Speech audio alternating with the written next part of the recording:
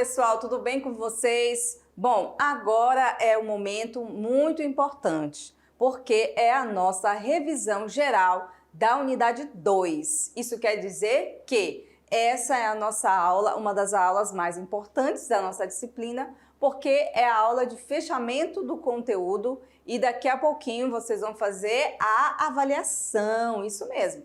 Então, gente, fiquem ligados aqui, fiquem agora com a atenção redobrada para ver os principais assuntos da unidade 2 que vai cair na prova de hoje. Então vamos para o quadro, vamos lá?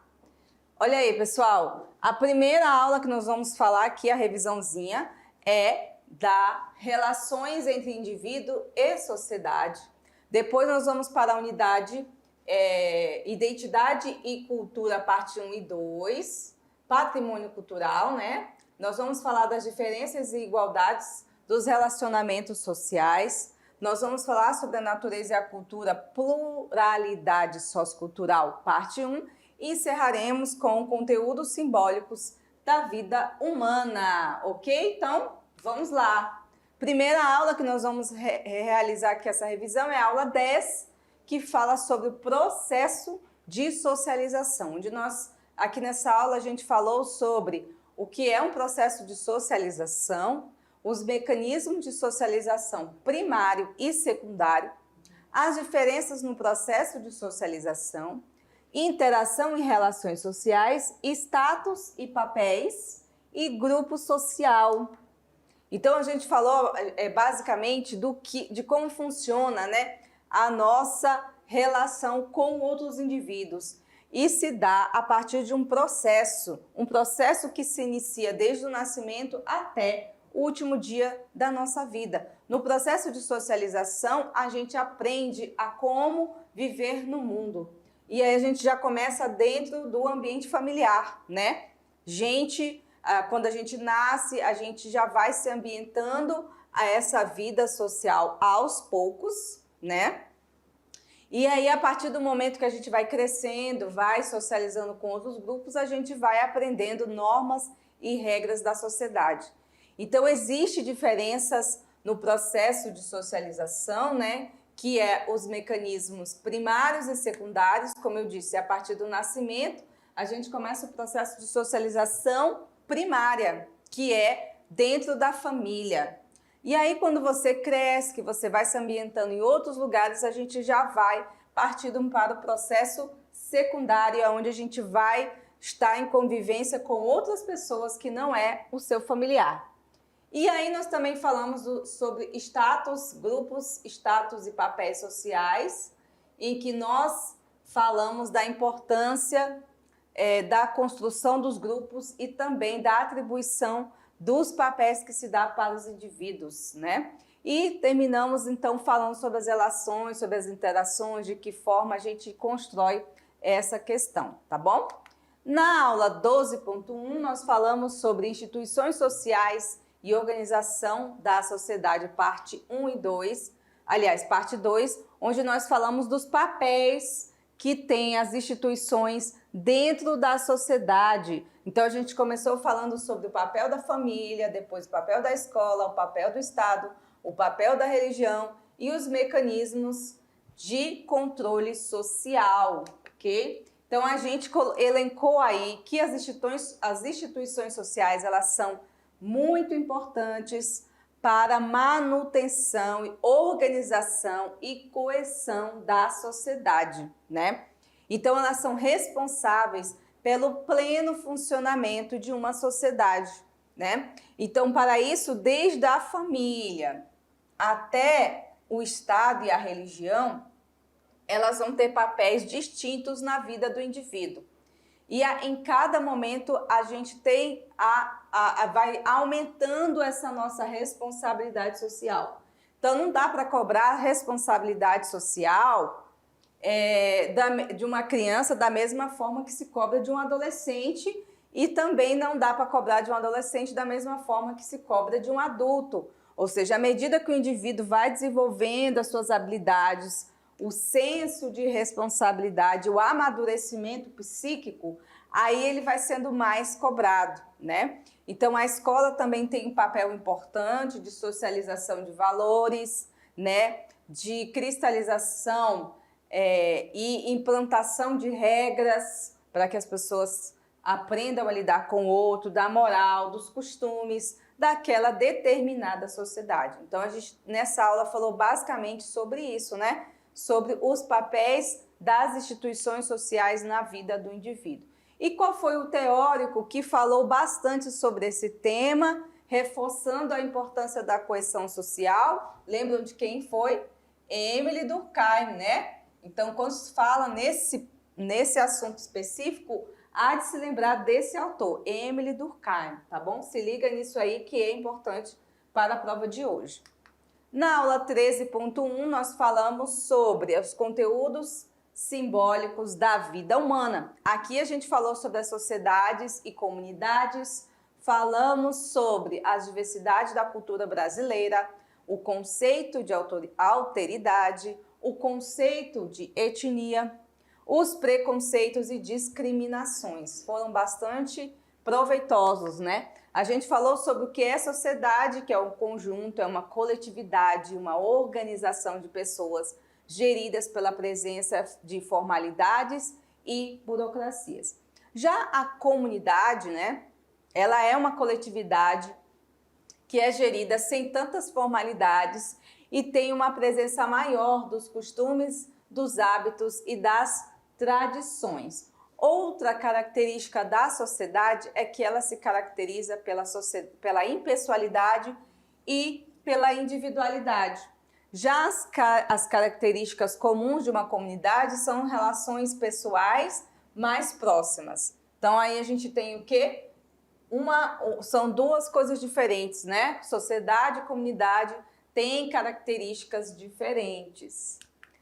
Já aqui a gente aborda esses três temas importantes para a análise da sociedade, que é a alteridade, o preconceito e a etnia, né? Sobre a alteridade, ela é interdependência e aceitação do outro como sujeito de direitos, tá? Fiquem bem atentos a esses três conceitos, porque isso aqui é importante também para a prova de hoje, tá? O conceito de preconceito são atitudes negativas, de menos-valia com relação ao outro, né? Então, uma atitude preconceituosa, basicamente, sempre vai ser uma atitude negativa. A etnia é um conjunto de aspectos que engloba a diversidade cultural, religiosa, política, linguística de um mesmo grupo de pessoas, né? Tem a questão aí do conceito étnico, né? Já a aula 15, gente, eu tenho que passar rápido porque tem muita coisa para falar. A aula 15 a gente trabalhou os significados da cultura. E aí a gente falou sobre cultura e vida social, cultura, ideologia e indústria cultural, o que são ideologias, cultura de massa e indústria cultural. É importante essa aula aqui, gente, porque vocês terão que diferenciar basicamente a indústria cultural, ideologias, né, e cultura de massa. É importante que vocês consigam fazer essa diferenciação. Então, no conceito geral, que é o conceito de cultura, são todas as sociedades, né? Primeiramente, a gente sabe que toda sociedade tem a sua cultura, né? Não existe sociedade que não tenha cultura, que está presente nos seus hábitos. Então, está nos seus hábitos alimentares, formas de moradia, né? Suas experiências e crenças, tudo isso está constituído na questão da cultura. Então, a cultura, basicamente, é um fenômeno universal. E aí a gente tem esses três temas, esses três conceitos que são importantes que vocês saibam diferenciar, tá bom? Então, a natureza e a cultura, a gente dividiu aí no entendimento desses três conceitos, né? Que é cultura de massa, ideologia e indústria cultural. O que é ideologia, gente? A partir do pensamento do Marx, a ideologia são variadas formas de pensar e agir, né? São formas de pensamentos que está relacionado, né?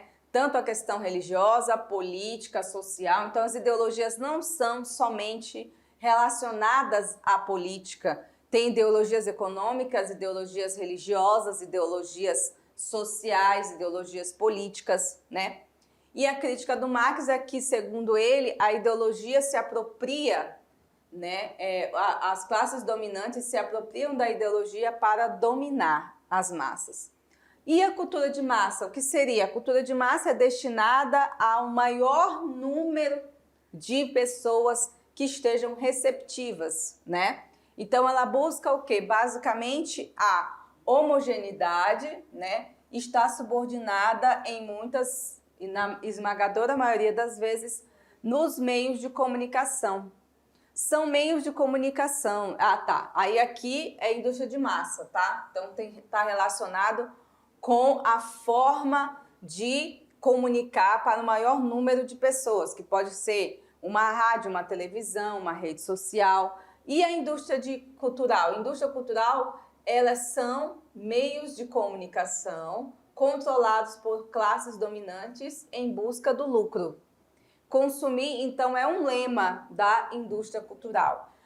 Só um adendo aqui, gente. A cultura de massa é um produto, ou seja, é um resultado da indústria cultural, tá? Só para vocês não confundirem aí. Muito bem, agora a gente vai para a aula 20. A aula 20 fala sobre identidade e cultura, parte 1. A gente falou sobre identidade cultural, símbolos e comportamentos culturais, cultura erudita e cultura popular. Lembram? Muito bem, então a identidade e cultura. A identidade está atrelada a uma questão tanto social como né, de autoavaliação, de autoconsideração, né? Então elas estão atreladas à identidade pessoal e o que é construída socialmente. Então existe um aspecto, né, dentro das identidades, da identidade social e a autoidentidade, como as pessoas lhe veem e lhe consideram e como você se vê e se considera, tá? Símbolos culturais estão significados, né, que são construídos socialmente, então símbolos estão relacionados com o nosso contexto cultural e como a gente expressa isso através de determinados símbolos. Podem ser símbolos religiosos, símbolos políticos, símbolos sociais, então tem diversas maneiras aí de você expressar esse símbolo. Já há uma outra análise, né, do Clifford Geertz diz que o comportamento humano ele é basicamente simbólico, ele é sempre simbólico, tá? E aí, ainda sobre essa aula, né, a gente tem aí uma conceituação, a presença da cultura na sociedade, como ela pode se expressar, ou seja, ela engloba toda a produção material e não material. Então, a gente tem a cultura popular, temos a cultura erudita, a cultura de massa e o patrimônio cultural. Foram esses 4 itens aí que a gente analisou nessa aula, né? Como que se constrói e se expressa a cultura popular, a cultura erudita, a cultura de massa e o patrimônio. E aí a gente falou, né, sobre as diferenças entre cultura popular e erudita, que é uma cultura que é construída para as massas, é uma cultura do povo, que é a cultura popular, e uma cultura que é feita para as elites das elites. Então, a cultura erudita está relacionada com as produções sociais das elites, ok? Anotado aí, gente? Então, vamos para frente. Na aula 22, aliás, na aula 21, nós falamos sobre identidade e cultura, patrimônio cultural, onde nós falamos novamente, reforçamos o conceito de cultura material e imaterial e falamos um pouco sobre a construção, a ideia de patrimônio cultural. E aí a gente mostrou que tem o patrimônio cultural da humanidade, que é catalogado e é identificado pela Unesco, que é um braço da ONU, e tem o Instituto Brasileiro, né, que é o IPHAN, o Instituto do Patrimônio Histórico e Artístico Nacional, que é responsável por catalogar e por caracterizar e tombar os patrimônios brasileiros, tá? Então, o IPHAN é responsável por que tem essa responsabilidade. Então, o IPHAN, atualmente, ele está ligado ao Ministério da Cultura, e foi criado por artistas e intelectuais brasileiros em 1937, tá? Então, a função do IPHAN é fiscalizar, proteger, identificar, restaurar, preservar e revitalizar os monumentos e sítios, né? Sítios e bens de todo o país, tá? Fica aí a dica para vocês que não assistiram essa aula, que foi esse o assunto que nós abordamos principalmente, tá bom? E aí, na nossa aula 22.1, nós falamos sobre as diferenças e igualdades nos relacionamentos sociais, e a gente falou sobre diversidade social e cultural dos relacionamentos humanos, o conceito de etnocentrismo, o conceito de relativismo cultural e particularismo histórico e a questão do multiculturalismo, isso mesmo. Então, a gente falou do multiculturalismo, do etnocentrismo, né? Que todos eles estão relacionados com essa diversidade e com os relacionamentos sociais. Então, a gente começou falando do que é o etnocentrismo, que é uma atitude negativa em que se coloca a sua etnia, a sua cultura como centro de tudo, né? Depois nós falamos do particularismo cultural, que vem do Franz Boas, a ideia de que cada cultura tem a sua própria dinâmica e a sua própria importância. E do relativismo cultural é a forma de relativizar e entender os aspectos particulares de cada cultura, ou seja, relativizar determinadas crenças, rituais, formas de pensar e agir, entendendo que cada cultura tem a sua historicidade, né?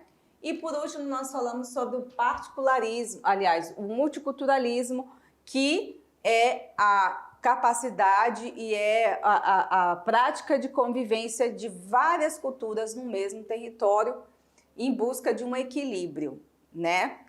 E aí a gente explicou, vou só reforçar aqui, ó, considerar o universo cultural do outro como algo estranho, inferior, é uma atitude etnocentrista, né? E engloba todas as manifestações de preconceito, intolerância cultural, né? Religiosa, étnica e política, tá? No relativismo cultural é considerar a cultura do outro como algo válido e legítimo, respeitando as diversidades e as diferenças culturais. Reconhece também toda forma humana de diversidade cultural. E no particularismo histórico, como eu acabei de explicar, foi defendido pelo Franz Boas e defende o quê? Que uma cultura, todas as culturas têm a sua história particular, não determinada. Já no multiculturalismo, reforçando aqui para a gente terminar a nossa revisão de hoje, ele surge para combater a homogeneidade e leva em consideração as diferenças e as diversidades culturais. E também trazendo a ideia de que as sociedades são constituídas de múltiplas e variadas identidades e padrões culturais, ok? Anotado aí? Aqui estão as nossas referências da nossa revisãozinha de hoje, né? E agora é o que? A mensagem do dia antes da prova aqui, ó. É hora de respirar fundo e se concentrar para fazer a provinha, tá? E a mensagem para vocês, pessoal. E é isso aí. Agora é a hora de concentração total e vocês terão sucesso nessa prova de hoje. Eu, professora, estou aqui torcendo e desejando sucesso para vocês, tá bom? Então a gente encerra por aqui. Boa sorte, bons estudos e uma ótima prova.